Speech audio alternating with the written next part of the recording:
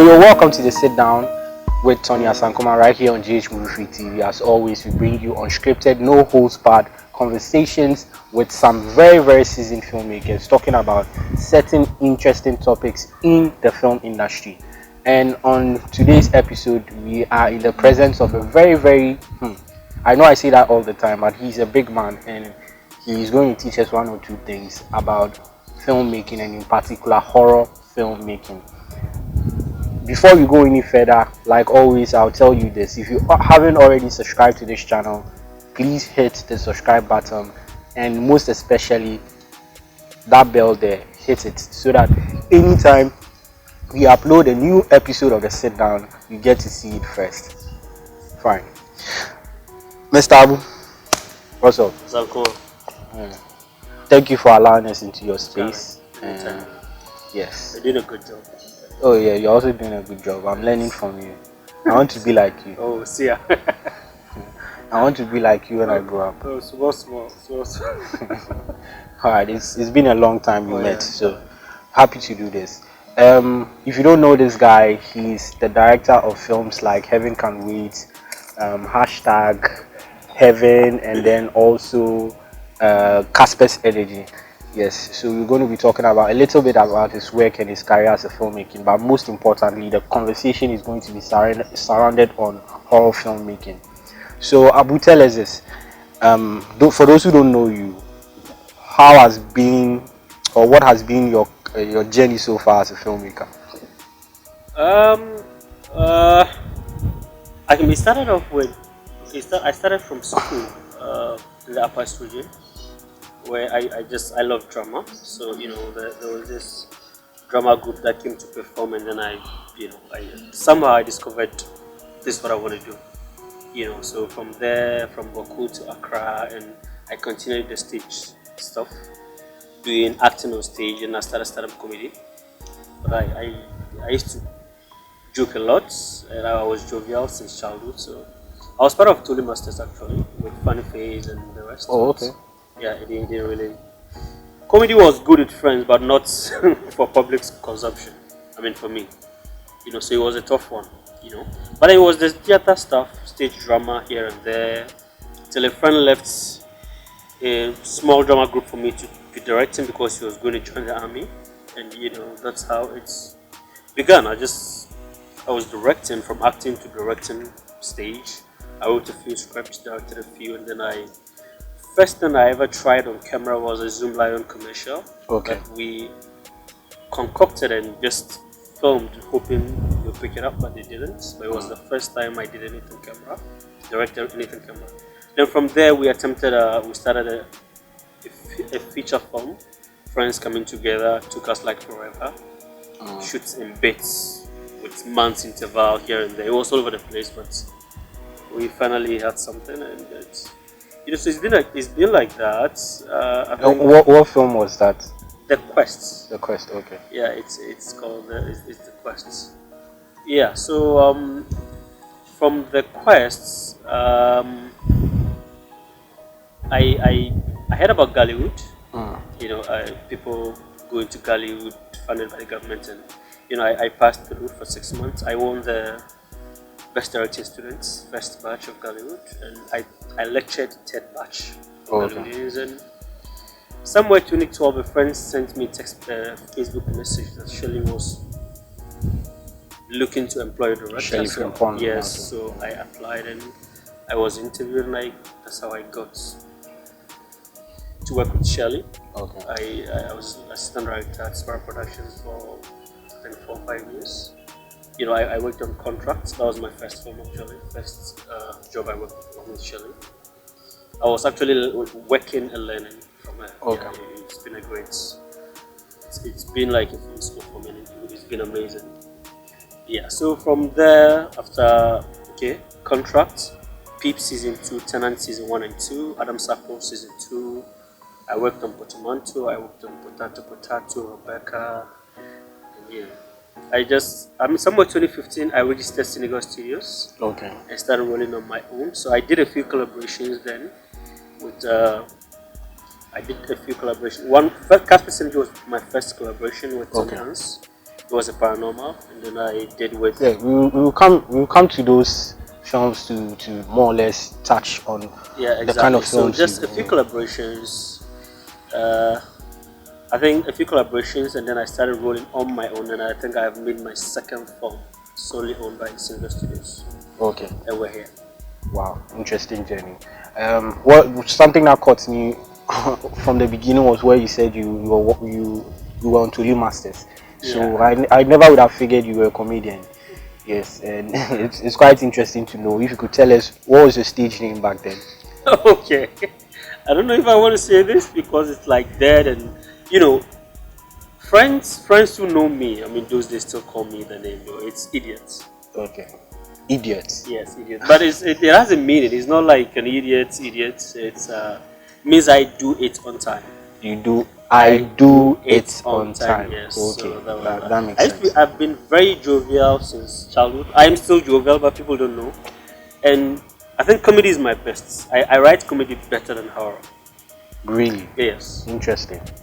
I could never have figured. Oh yeah. I realized that stand-up comedy wasn't my thing, but I just could write comedy, but it's not something I could. I don't know. Okay. Should I say perform it for audience? I could only do for friends. And The reason why I actually thought we could have this conversation is when I look back on some of the films that you've done, Casper's Energy, which is a paranormal yeah. style film, and then we have Heaven, which is a psychological thriller, Yeah. and then there's Hashtag, which is more like a slasher thriller horror kind of film. What made you choose to make these kind of films? Okay, I have I have always loved the idea of illusion. Okay. You know, I for some reasons I have always loved the idea of illusion. I mean, if there wasn't anything like filmmaking, I probably would have opted to be a magician. I mean, yeah, I love magic. If you see me online, I'm watching the illusion stuff. You know, Okay. magic stuff. Yes, and I figured I was gifted. I could just think of anything, and I could find a way of achieving it without even the proper resources. So I thought, why not make films today? Like, you know, I love filmmaking, so let me just do the filmmaking.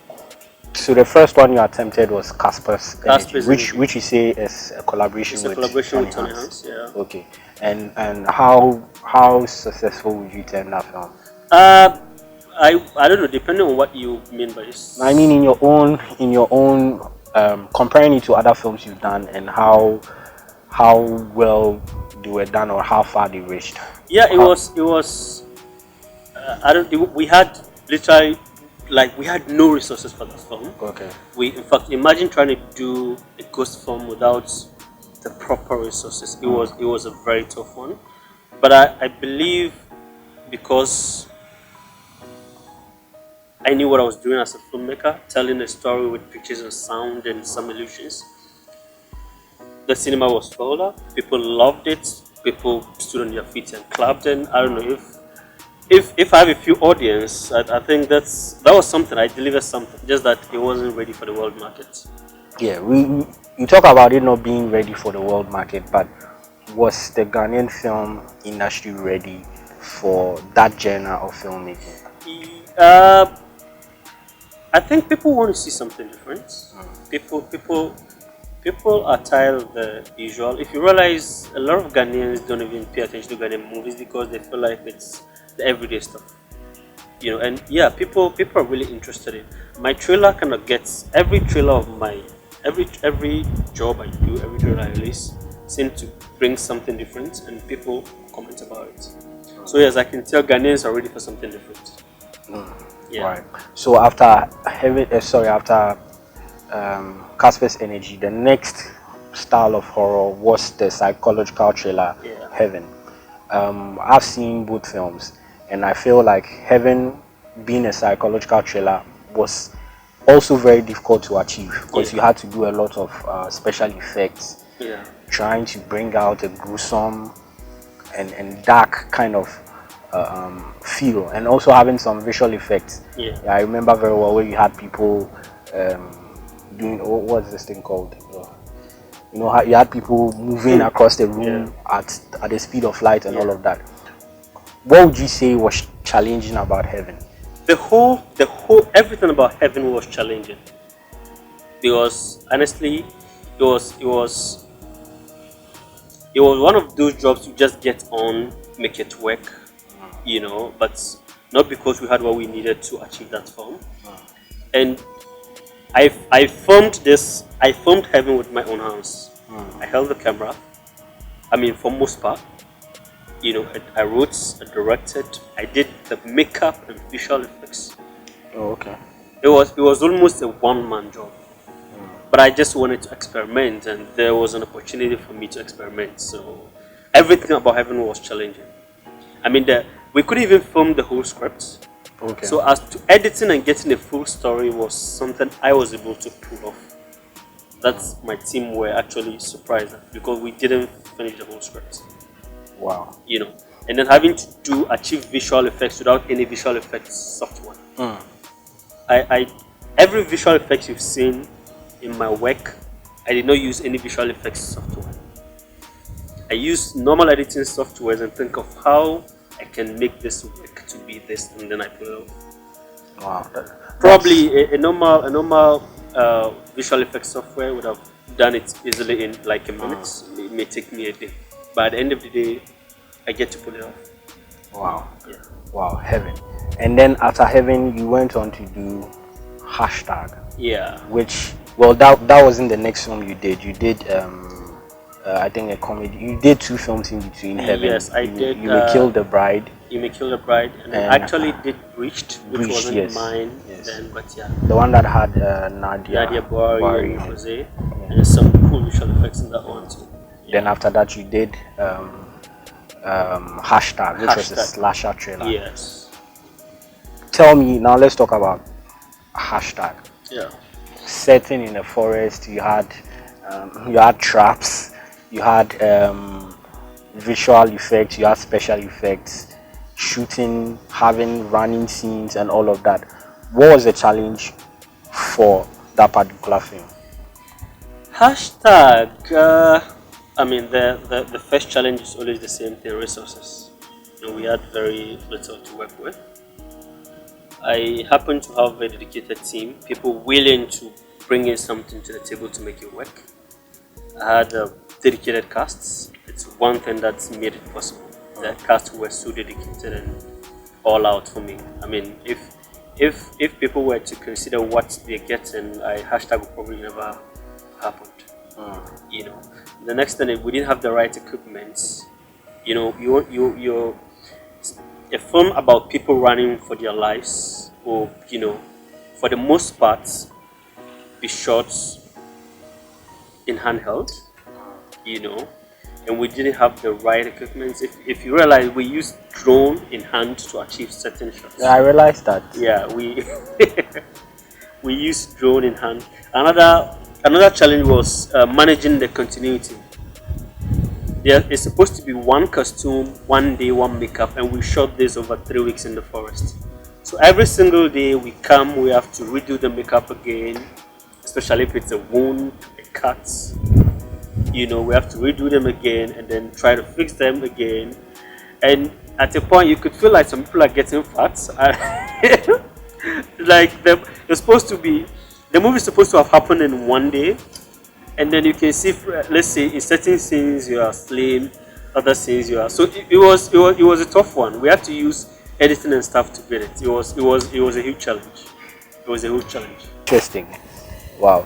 So now tell me this: the process of writing or creating the idea, the concept for a horror film, does it solely lie on the director? Do you believe it's the work of the director, or anyone can work on that? The scripts or creating the film? I mean, which from let's take it from the barest minimum, the idea, the development of the idea leading towards to creating the script, writing the script, and all creating all the scenes, the props, the special effects. Does that rely on the director? I think a film will first start off as the writer's imagination, the writer's idea. I mean, you probably that you a lot of time you finish the script without even knowing who's going to direct. So I don't think it's relies solely on the director. The execution, yes, but the creating the idea from the writing process, no. It's you finish a good script with a whole imagination, and then you choose who can pull it off. Wow. You know, yeah. So it's not, but it will take a writer with a certain kind of level of imagination, you know, and then with a like-minded director to visually, you know, bring it, translate it into actual audiovisual stuff. Wow, interesting. Because I was forced to ask that question because when you look at the films you're talking about, these are films you had actually contributed writing to, if Yeah. not written. I wrote, yeah, almost every okay. single job I've done, I wrote the script. So we are talking about the horror style films Yeah. now. So that's Casper's Energy, Heaven, and then hashtag. Okay, so you did the writing for those. Yeah. Yeah. So basically, it was your own ideas that you had to bring out. Yeah, I mean, Casper's Energy was Tony's story. Okay. You know, he actually wrote the script. The idea was clear, but the screenplay wasn't it, so I had to rewrite from A to Z. So it was Tony's, I would say Tony's idea, story, but I wrote the script, structured it, and then I filmed it. Okay. Now, looking at this particular genre of filmmaking, what do you think someone needs to have if they want to venture into that genre of filmmaking, as in terms of telling psychological thrillers, slasher films, or paranormal style of films? What does it require? First, you would have to love the idea. You would have to love what's the word, gory or whatever, gory stuff. Yeah, gory. You'd have to love it. I mean, some people don't even have the stomach to look at makeup of, you know, it is like what's the word again? Battered hand, something. Yeah. People don't have the stomach to look at blood. Okay, but I feel like not all horror films are supposed to be that. Yeah, it's good. Because for me, my favorite kind of horror films are those that mess with your mind. You don't necessarily see anyone getting killed, or you don't see any blood, or you don't see anything gory, but you are watching it and your mind is. I was getting to something. You would have to love this kind of stuff. Okay. And maybe have stomach for it. And you would have to have a very deep sense of imagination. Okay. You know, if you realize those kind of films don't really sell anything when it comes to like this film festivals and stuff. You get it? Because usually people want stories the world can relate to, and those kind of stories are usually come from the opposite side. Okay. You know, so I mean, to make those kind of films, you would have to love this kind of stuff. You know, and to be willing to take the risk, because let's say a country like Ghana, where most audience love comedy, drama, and then you're going to do a film about, you know, those kind of films where people feel like it's not us, it's not our culture, we can't relate to it. But in actual sense, it can be entertaining, it can mess up with your mind, it can, you know, just make an impact, but not like in everyday life. So you would have to probably be a different kind of person in the head. In the head. Yeah. Wow. Okay, now let's go to logistics. What do you need basically to be able to pull a horror film off? Yeah, it depends on what the story needs. It always depends on what the story needs. You know, it depends on what story you are telling, what story you're making. Every story would come with a certain kind of logistics. Some need to be created, some need to be acquired. So it always depends on what kind of story you're telling. Oh, okay. Yeah. Okay. Logistics. I know. It's a huge challenge when it comes to our film space, where you have to make do with stuff that you do not necessarily have and try to create. Yeah. Do you think art direction or having an artistically creative person on your set when shooting a horror film is advisable, or it's something that's needed? If you're asking if it's advisable, you make it look like it's an option. Okay. it's not optional. It's something. Production design is very important to those kind of genres. So it's something you don't have to compromise. You don't have to compromise. It's something you have to go all out for. You know, production design, the whole team, from the whole design team would have to work extra. It's something that's, if you want to pull those kind of form off beautifully, you need to pay attention to. Wow. Now since you're talking about logistics, what would you say is the ideal budget range for the production of a horror film? I don't think there is. For let's say a young filmmaker watching this right now, Okay. who has an idea, wants to start small, not necessarily make make an award-winning film, but we want to tell something that is decent enough to make people want to finance his next project. What would be the ideal range for them to spend on a horror film? For production or including marketing? For production. For production, I mean, I could do with 100,000. Okay. Yeah, 100,000 listeners.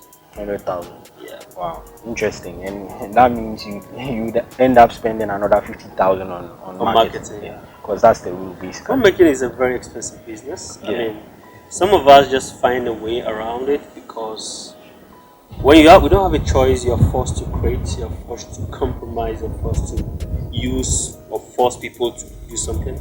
But it's not something that's. It's a very expensive, venture. What would you say has been the most daring in all the films you've worked, horror films? What would you say has been the most daring scene to create, Daring. or the most difficult scene to create? Because I've seen all three films that we are talking about, and I want to know which one of them or which particular scene was the most daring or most difficult to create. Daring, most daring. I think I've created a few which were tough. Let's say the hanging scene in hashtag. Yeah. Cost me like 12 cities. 12 CDs. Yes. 12 Ghana CDs. Yes, and I think I'm the first to hang a human being full actor in Ghanaian film, like full frame shot where you can actually move camera. Wow. Twice. And then it cost you just 12 Ghana Yes. CDs to pull off. Wow.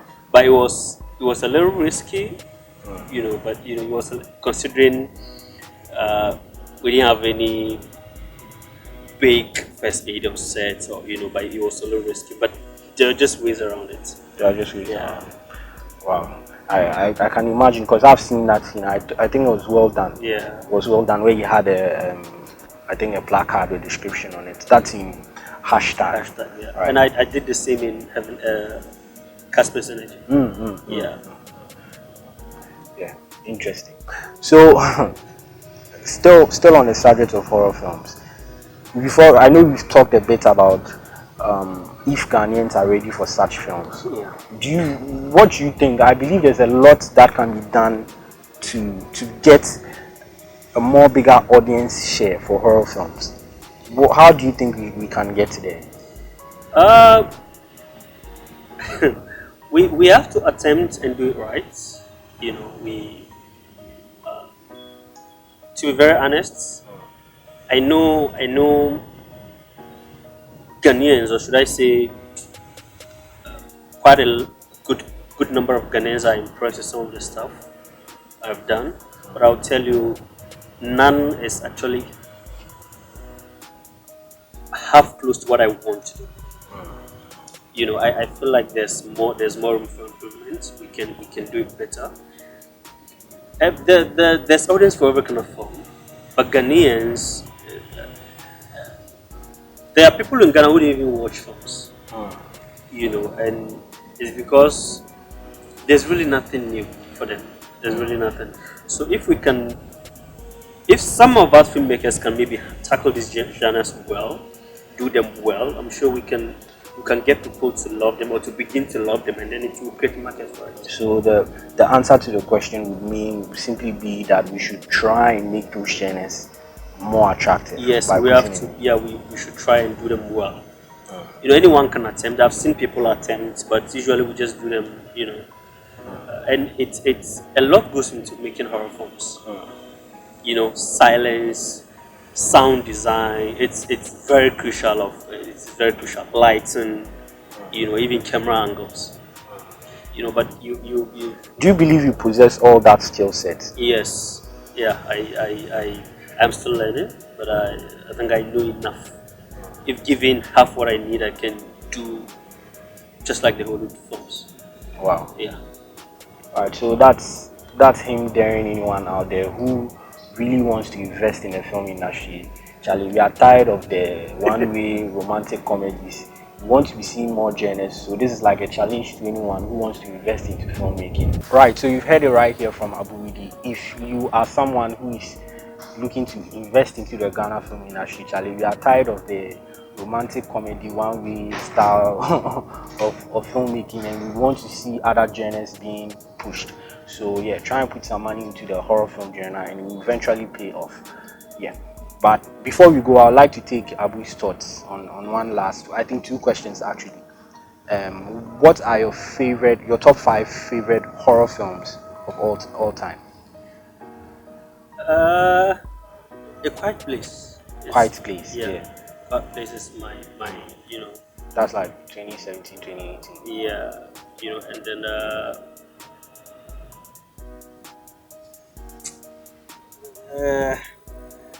Us. Us, yeah, Jordan Peele. Yeah, Get Out. And this.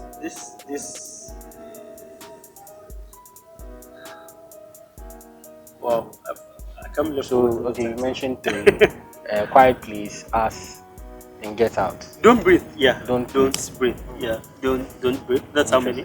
That's 4. That's for, and then Don't Hang Up.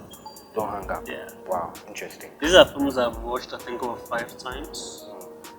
You know, because, and I think each time I watch one of them, I get to change my mind on certain things. I was going to make certain films that are similar, that I feel like it's been done. Let me look for something. Okay. How about your top 5 directors of all time? Any genre? Any genre? Okay, James Cameron. James Cameron. James Cameron. James Cameron. James Cameron, and you know, Alfred Hitchcock. Okay. I actually studied my love for horror heightened when I studied. I just read. I studied him like a course. Oh, okay. You know, and I watched a few of his films. Okay. And you know, and then Mel Gibson, of course. Yeah. So James Cameron, Alfred Hitchcock, Mel Gibson, John Carpenter, Jordan Peele. Wow. Nice. So you heard it from the guy. If you want to be like him, I think you should watch these films and also check out these directors, study their work. Yeah. And we hope you learned something from this particular interview with Abu Iddris, talking about horror films, what goes into them, logistics and the likes. Yeah, so make sure you subscribe to this channel for the love of film. But like always, before I go, let me leave you with this free advice. If you are looking for equipment rentals to do your feature-length films, short films, documentary films, or even event coverage, I would advise you to go to Anansi Video Rental. Yes, Anansi Video Rentals or Anansi Video Equipment Rentals. Yes, I think that sounds about right. Go there and they have amazing packages for you. You just have to mention GH Movie Freak TV or the sit down, and they'll give you a reasonable discount for everything that you're looking for.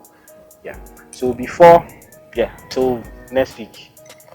My name has always been Tony Asankuma, and this has been a sit down on GH Movie Freak TV.